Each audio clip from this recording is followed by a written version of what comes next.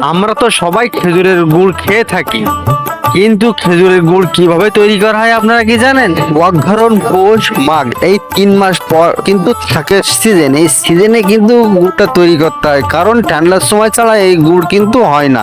আর ঠান্ডার সময় ছাড়া রসও ভালো হয় না। কে পেড়ে রসগুলো ভালো করে ছেঁকে নিতে হয়। ছাকার পরে চুনুন ঢালা হয় বা কড়াতে ঢালা হয়।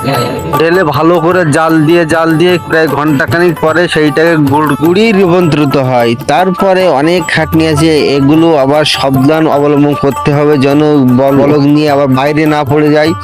তারপর চুলো থেকে নামাতে হয়। নামানোর পরে গরম অবস্থায় গুড়টাকে এক জায়গায় করতে হয়। তখন কড়া ঠান্ডা হয়ে যাবে, তখন কিন্তু গুড়গুলো এক জায়গায় হবে না, ওই জন্য গরম গরম এক জায়গায় করে নিতে হয়। তারপরে যে কোনো একটা পাতিলে হোক, ভাঁড়ে হোক, কলসে হোক, যাতে হোক আপনাকে ঢেলে রাখতে হবে গরম গরম।